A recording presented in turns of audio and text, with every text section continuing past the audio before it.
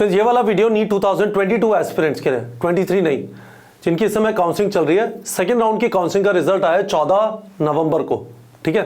बहुत interesting result है, आपको इसके बारे में अपडेट कर देना चाहता हूं। स्टेट की काउंसलिंग अभी चल रही है, स्टेट की सेकेंड राउंड काउंसलिंग स्टार्ट हो गई है। इसके बाद और राउंड्स बचे हुए हैं, मॉप अप राउंड और stray round all India counselling में, और सेकेंड राउंड चल रहा है। उसके बाद मॉप अप राउंड और स्ट्रे राउंड स्टेट काउंसलिंग में।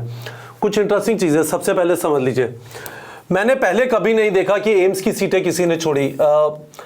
यहां पे दो लोगों ने ओपन कैटेगरी से और एक ने ओबीसी से एम्स की सीट छोड़ दी। एम्स भोपाल की 4 सीटें छोड़ दी गई, है ना। एससी कैटेगरी में 1 छोड़ दी गई। But this is fascinating. हमने ढूंढने की कोशिश की, भाई लोग गए कहां नहीं मिले। तो ऐसा लगता है कि इन्होंने डिसाइड किया कि इन्हें मेडिकल इंडिया से नहीं करना।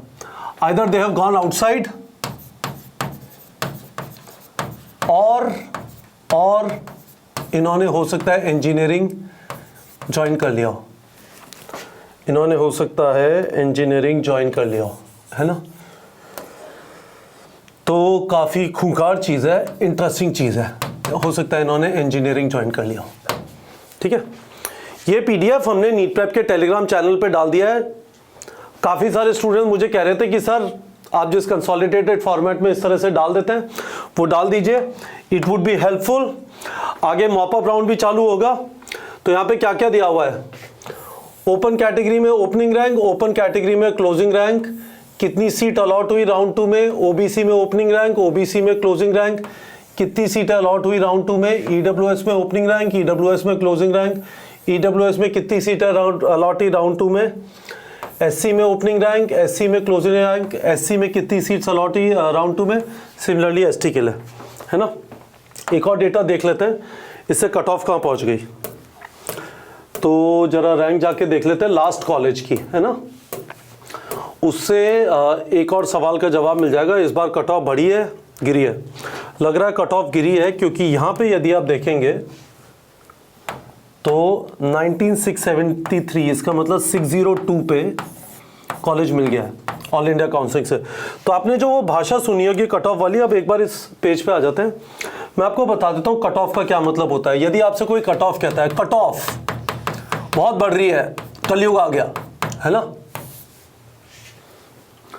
तो इस कट ऑफ का मतलब क्या होता है। इस कट ऑफ का यह मतलब होता है कि ऑल इंडिया कोटा से जनरल कैटेगरी में last seat was allotted at what score and rank, है ना। जो आप कट ऑफ वर्ड सुनते होंगे ना, उसका मतलब यह है।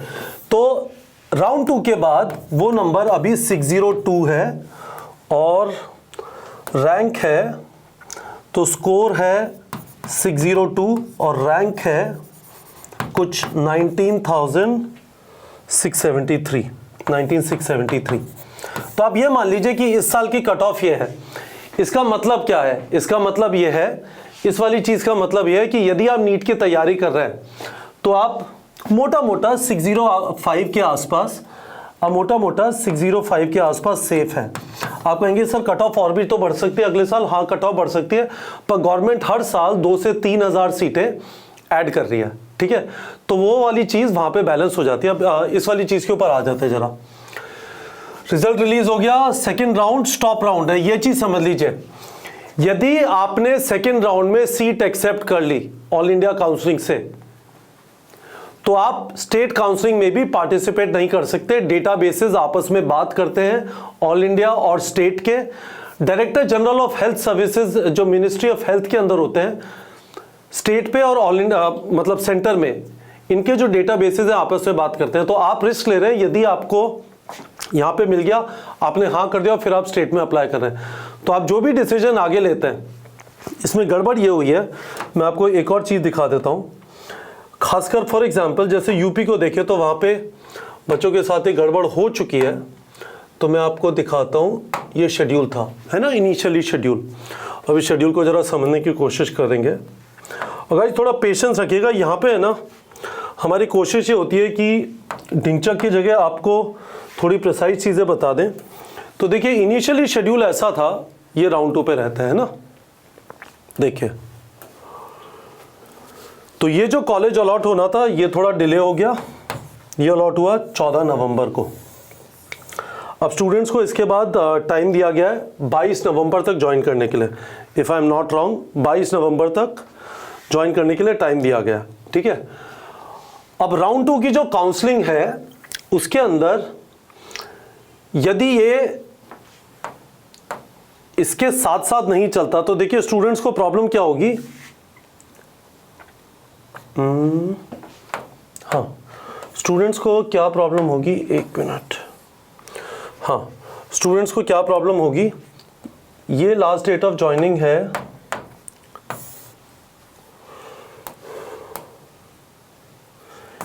ये लास्ट डेट ऑफ ज्वाइनिंग है ऑल इंडिया से, जॉब बढ़ के हो गई है 22 नवंबर, ठीक है, दैट इज गुड न्यूज़। यहाँ पे लास्ट डेट ऑफ ज्वाइनिंग 21 नवंबर थी। सारे स्टेट्स ने इसे फॉलो नहीं किया है, मुझे डेफिनेटली पता है कि यूपी में पीछे चल रहे हैं। तो जब पीछे चल रहे हैं,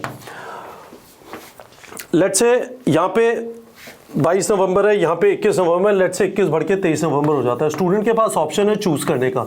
पर यदि ये बढ़ के लेट्स से 27 नवंबर यूपी का इस तरह से कुछ हो जाता है, तो स्टूडेंट्स को यदि यूपी से अच्छी सीट मिलने का चांस है तो उन्हें वो रिस्क लेनी पड़ेगी कि ऑल इंडिया काउंसिल की सीट छोड़नी पड़ेगी। दैट इज ट्रैजिक, ठीक है, दैट इज ट्रैजिक। तो बस यही गजब थोड़ी है ना, इसके ऊपर थोड़ा कंट्रोल होना चाहिए। मुझे तो लगता है कोर्ट्स को इंटरवीन करना चाहिए कि ऑल इंडिया और स्टेट की काउंसिल के बीच में ये कोऑर्डिनेशन होना चाहिए, नहीं तो ये वाला जो राउंड 2 का रूल है, राउंड 2 रूल कि आपने सीट एक्सेप्ट की ऑल इंडिया से या स्टेट से, आप आगे के लिए पार्टिसिपेट नहीं कर पाएंगे, ना ऑल इंडिया पे ना स्टेट लेवल पे।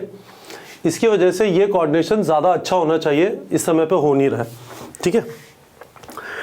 मैंने आपको बता दिया 3 स्टूडेंट्स लेफ्ट एम्स दिल्ली।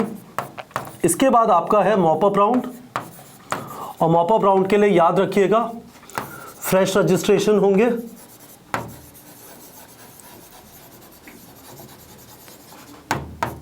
और फ्रेश चॉइस फिलिंग होगी, है ना।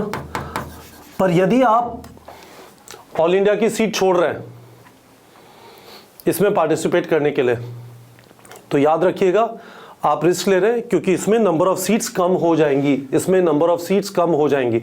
तो आप तभी छोड़िए, या तो आपको कॉलेज बिल्कुल ही नहीं जाना, मॉपअप से भी नहीं मिला तो आप वापस तैयारी कर लेंगे अगले साल, या फिर आपको लगता है आपको स्टेट से बहुत अच्छा मिल जाएगा।